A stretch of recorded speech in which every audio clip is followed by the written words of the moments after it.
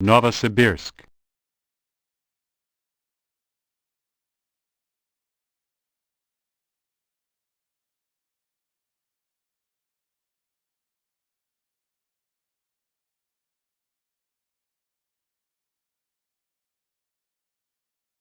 Ob.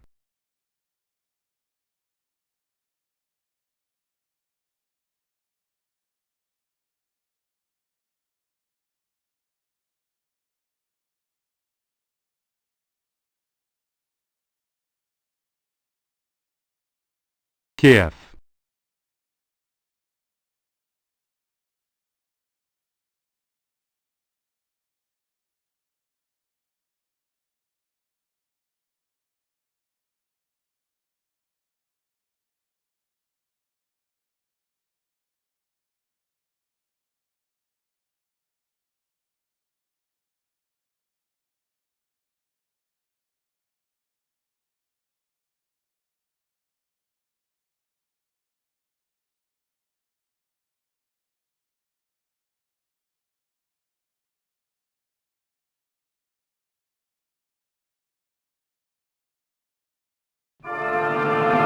We who have fought against you, the Palestinians, we say to you today, in a loud and a clear voice, enough of blood and tears. Enough!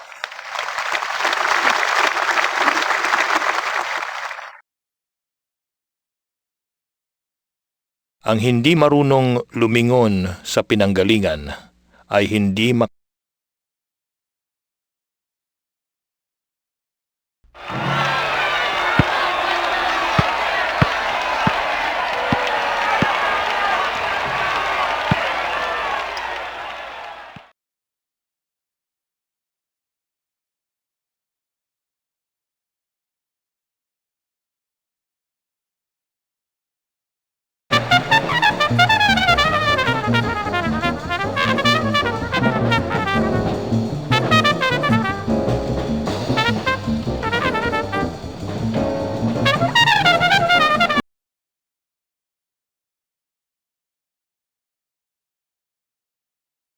Anyone lived in a pretty how town, with up so floating many bells down. Spring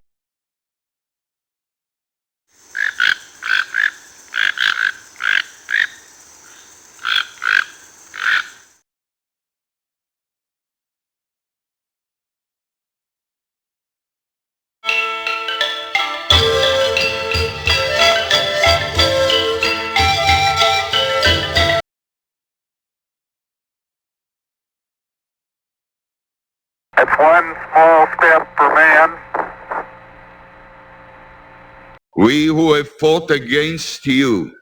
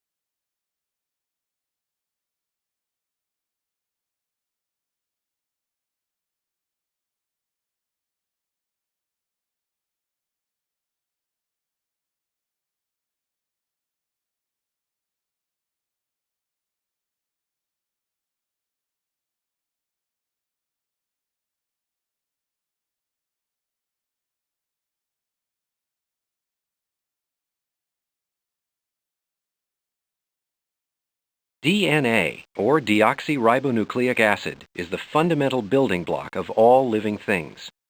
DNA is found in the nucleus of a cell and determines its form and function. It also passes genetic information from one generation to the next by making exact duplicates of itself. The DNA molecule is in the shape of a double helix, resembling a twisted rope ladder. The sides are made up of alternating sections of phosphate and a sugar called deoxyribose. The rungs carry the genetic information and consist of 4 bases: thymine, adenine, guanine, and cytosine. There are 2 bases per rung and only 2 possible combinations: thymine-adenine or guanine-cytosine. A nucleotide is a subunit of the latter, which contains 1 phosphate, 1 base, and 1 sugar. It is the sequence of nucleotides which determines the unique genetic code for each individual. We can see how the molecule operates by viewing it during replication, just before the cell divides. The nucleotide pairs pull apart, starting at one end, separating the latter between the bases. Free-floating nucleotides pair up with bases of each latter half, an adenine only combining with a thymine, a guanine only with a cytosine. When the original latter halves finish the process of splitting and recombining, 2 identical DNA strands result, and cell division can take place.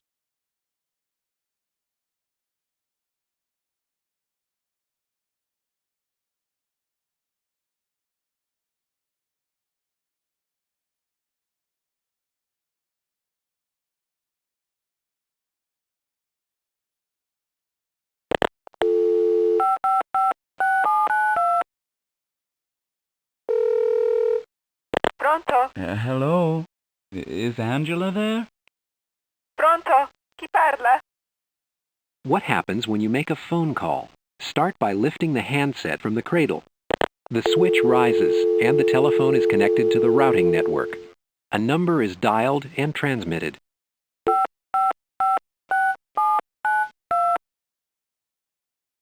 The phone number sets the routing path and signals an incoming call.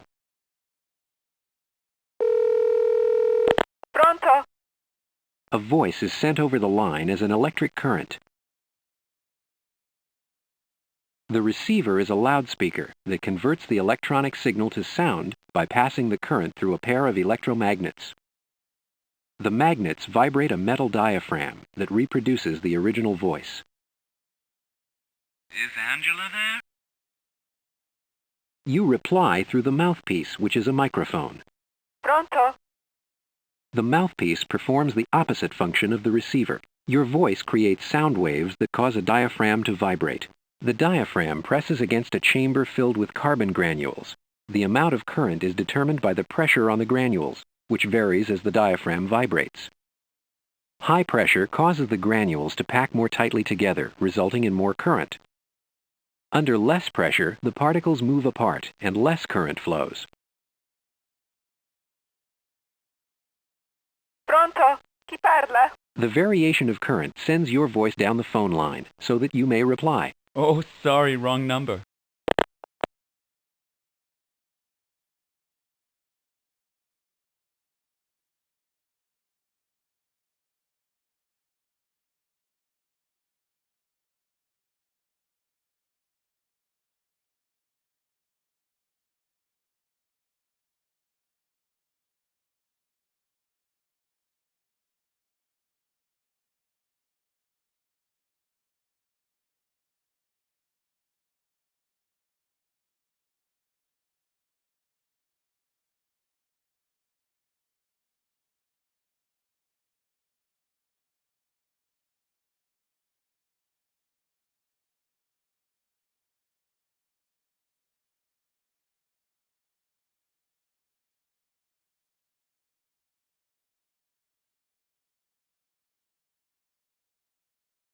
A compact disc, or CD, is a plastic disc containing a thin metallic layer that's used for storing large amounts of information.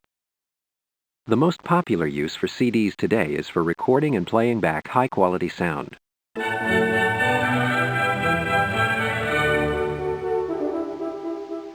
A high-precision laser beam is used to burn microscopic pits in the thin metal layer of a master disk.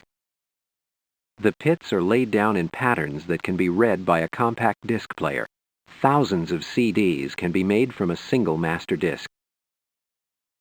A CD player contains a low-power laser and high-precision lenses and mirrors. A servo motor positions the optical elements to a track on the disc. The laser directs a narrow beam of light onto tracks of the spinning compact disc. Along a track, regions with pits scatter the light differently from regions without pits. The sequence of regions represents the sound information. A photodetector picks up light scattered from the pits and sends a signal to a microprocessor, which converts the signal to sound. The same technology that is used for sound can be used for storing other kinds of digital information as well, including computer programs, pictures, and animations. When used for multiple purposes, the disks are often called CD-ROM, or compact disc read-only memory. A compact disc, or CD, is a plastic disc containing a thin metallic layer.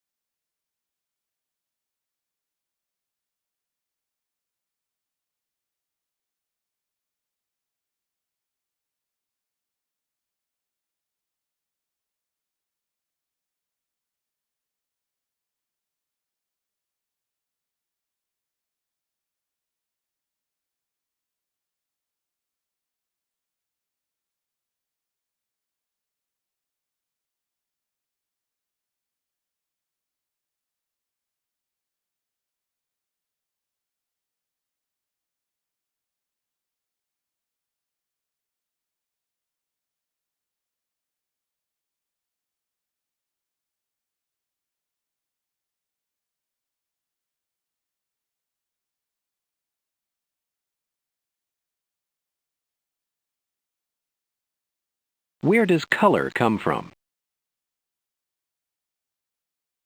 Color depends upon both the characteristics of light and the function of our eye. White light is composed of many different colors, the colors of the rainbow. Each color in the spectrum corresponds to a different wavelength of light. These colors include red, orange, yellow, green, blue, and violet. We are able to see colors because our eye contains 3 different color receptors, red, green, and blue. When these receptors are stimulated, our eye can perceive all colors. When color receptors are stimulated in pairs, we perceive yellow, cyan, and magenta.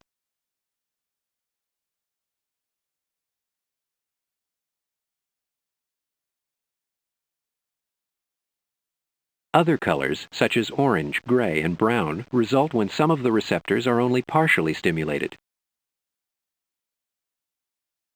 When colors result from combining lights of different wavelengths, the process is known as additive color mixing.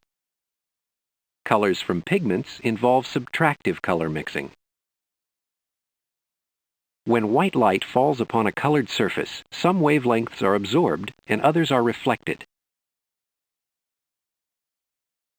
We interpret the color of the surface according to which wavelengths of light remain.